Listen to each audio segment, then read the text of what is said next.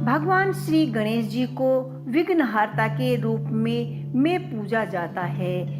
बता दें कि किसी भी मंगल कार्य का शुभ कार्य करने से पहले सर्वप्रथम भगवान श्री गणेश जी की उपासना की जाती है।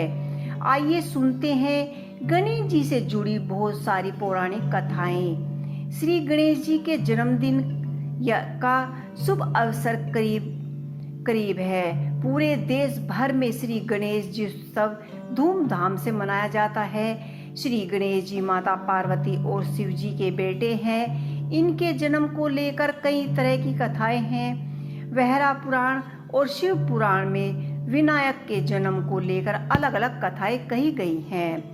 वैहा पुराण के मुताबिक भगवान शिव ने गणेश जी को पंच तत्वों से बनाया था, जबकि भगवान शिव ने गणेश जी को बना रहे थे तो उन्होंने विशिष्ट और अत्यंत रूपमय पाया था। इसके बाद ही यह खबर देवताओं को मिली। देवताओं को भी जब गणेश जी के रूप और विशिष्टता के बारे में पता लगा तो उन्होंने डर सताने लगा कि कहीं ये सबके आकर्षण का केंद्र न बन जाए।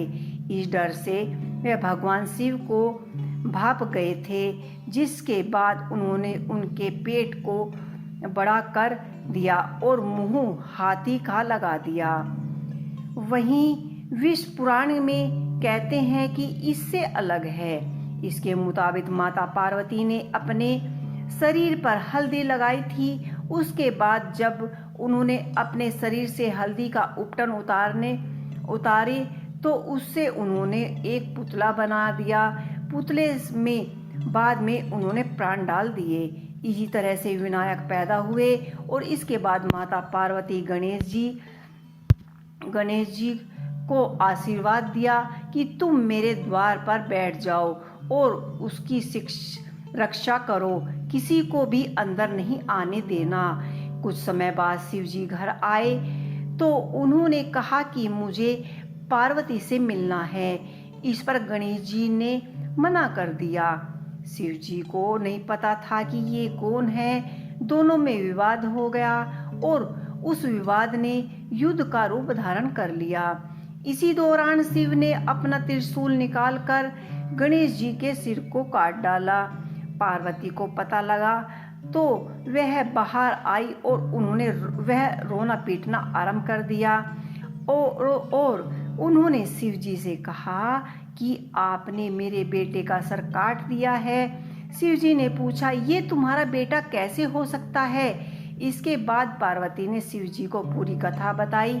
शिव जी ने पार्वती को मनाने हेतु कहा कि ठीक है, मैं इसमें प्राण डाल देता हूँ, लेकिन प्राण डालने के लिए एक सिर चाहिए।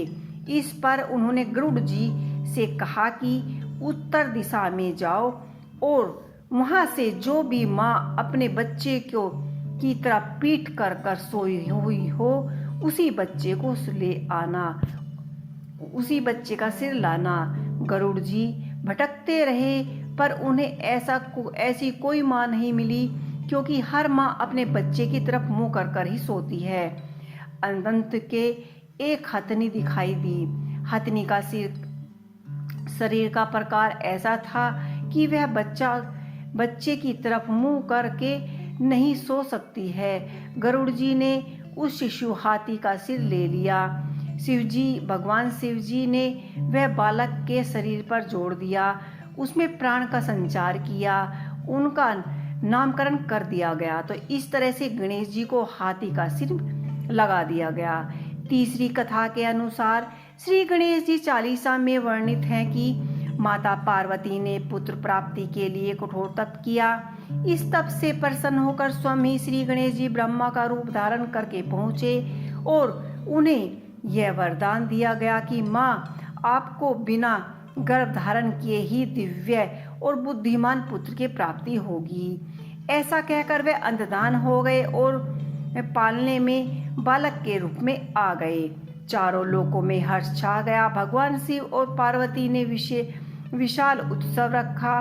हर तरफ से देवी देवता, सुर, गंधर्व और ऋषि मुनि देखने आने लगे। शनि महाराज भी उन्हें देखने आए। माता पार्वती ने शनि महाराज भी देखने आए और माता पार्वती ने उनसे बालक को चलाकर देखने और आशीष का आग्रह किया। शनि महाराज अपनी दृष्टि की वजह से बालक से बच रहे थे। माता पार्वती को बुरा लगा। उन्होंने शनिदेव को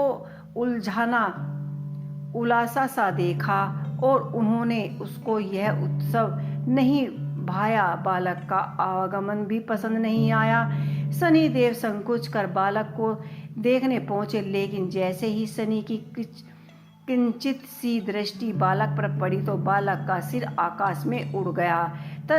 उत्सव का माहौल मातम में परिवर्तित हो गया और माता पार्वती विचल हो गई।